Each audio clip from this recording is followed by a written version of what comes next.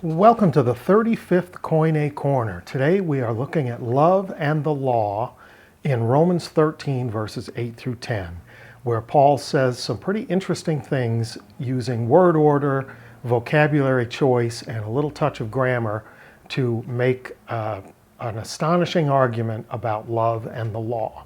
Let's jump right in and take a look at verse 8. Owe nothing to anyone except the debt to love one another.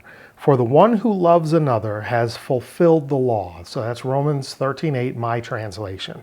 Let's look at the first part of that in Koine. It's pretty interesting. Medeni, medein, ophelete. So three little words that say an awful lot. Now, medeni is dative case, to no one.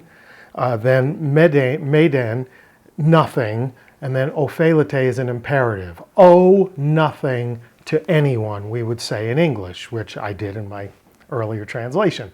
But literally, what Paul says, taking the words in the order that he chose to write them, literally he says, to no one, nothing owe. Now in English, that's bad English, right? Because we've got this thing with double negatives in English, that a double negative makes a positive, but that's not a Greek thing. So two negatives in Greek strengthens. It doesn't contradict, it strengthens. So when he says, to no one, nothing owe, with an imperative, he's giving a command, a strong statement that owing a debt is something to be avoided at great extent. Then he says, except, and then I had to supply the debt, because if you're going to have an exception to no one, nothing owe, it has to be referring to a debt, right? So to no one, nothing owe, except the debt to love one another, because the one who loves another has fulfilled the law. Fantastic, powerful stuff. Hold on to that thought, because it's going to come back around in verse 10 in a significant way. Let's take a look at verse 9. For you shall not commit adultery, you shall not murder, you shall not steal, you shall not covet, and every other commandment is summed up in this saying, you shall love your neighbor as yourself. So he goes to some of the highlights from the sins against other people list, right? So if we think back to the Ten Commandments, it begins with a sins against God list, and then it shifts to a sins against other people's list. And so he goes to some of the highlights from the sins against other people list, and he says, with those four and every other commandment, they are summed up in this saying, or in this word, literally. You shall love your neighbor as yourself. Let's take a look at that in Koine. Kai etis hetera entole. So, and every other commandment, and then we get the interesting part, ento logo tuto, in this word, or in this saying, anakephaliutai. That's a mouthful, isn't it? Anakephaliutai. This is a present passive indicative verb, and it's pretty fascinating. Anakephaliutai is from anakephalaio, and it means I sum up. But let's look at the word and how it's made up. Ana means either up or again, and then kephale is your head, right? A person who has encephalitis has a brain infection. An infection, encephale, in the head. If you have encephalopathy, you have a disease of the brain, encephale, in the head. It's interesting if we look at some, like the hats that they wore in the American Civil War. They're called kepis. They're on your head, these little skull caps, kepis. So he says, anakephale, head up, but now we turn it into a verb, and so we're talking about something being brought to a head, because it's passive, it's not active. So it's not he's bringing something to a head. He says, These 4 big commandments and every other commandment are brought up to a head. They're brought to a summit in this one saying, you shall love your neighbor as you love yourself. This almost has an air of Hebraicism to it. So Paul, we know, is a Jewish rabbi, trained as a rabbi, and the notion of this being Hebraic goes back to, if you go to your calendar in roughly September, there's a Jewish holiday, Rosh Hashanah, the Jewish New Year. Rosh Hashanah literally means head of the year or top of the year.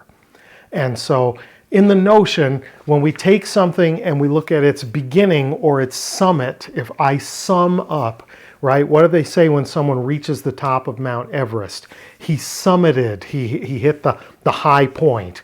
So the head of the year, the head of the commandments, the bringing up to a head of all the commandments is this phrase, you shall love your neighbor as you love yourself. Pretty wild stuff, pretty amazing. So at the top of the heap of the law is that statement, you shall love your neighbor as you love yourself. Now, elsewhere in the New Testament, the question gets raised, but who is my neighbor? Paul wastes no time or ink on who is my neighbor. The word that he uses here is plesion, and plesion literally means one who is near. Neighbor is almost an extrapolation from the word. So you shall love your near one as yourself. Whoever happens to be close to you, one could interpret. Or you could say your fellow villager, or someone in your family, or the person, that you discover along the road when you're the Samaritan and you find somebody beaten up in the ditch. That person is now near to you. How you treat them that may bring this into effect. Paul doesn't qualify it. He leaves it up to his readers and hearers to qualify it. So now, when we go to verse 10, Paul ties this whole thing in this nice little bow. So let's take a look at verse 10.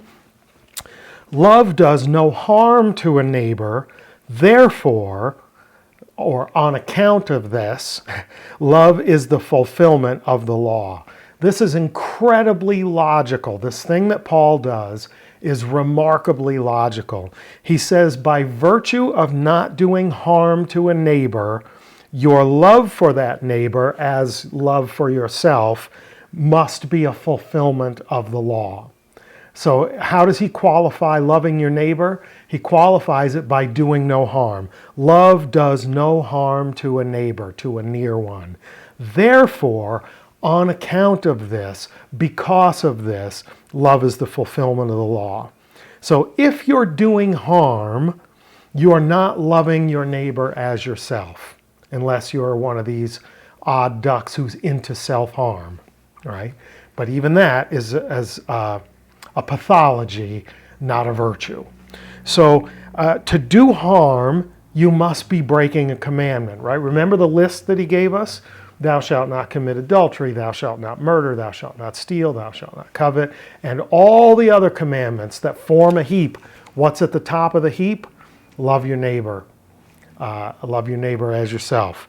And what does that tell us? That tells us that harm doing to another must be a violation of the commandment. Why? Because when I invert it, non-harm doing to a neighbor, treating another as I wish to be treated, is a fulfillment of the law. So Paul simplifies the long list of negatives, thou shalt not, thou shalt not, thou shalt not. He simplifies it with a single positive. And he says, when all those negatives are heaped up and brought to a head, at the summit of Mount Negative is this one positive. Love your neighbor as yourself, do no harm. Pretty spectacular, isn't it? If you consistently act in love, if you consistently act in a non-harming way, you will fulfill all the law. Because as soon as you violate that premise and do harm to another, you've broken the law. So you fulfill the law by being in a non-harm posture. To take it in the negative sense that the rabbinical tradition held, do nothing to anyone that you would not want done to you, which is an inversion. Jesus inverts it in the New Testament and says, love your neighbor as you love yourself. So let's go back to the beginning.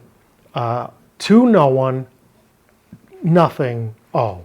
Don't owe anything to anyone, except for this one thing. The one thing worth owing is a commitment to non-harm.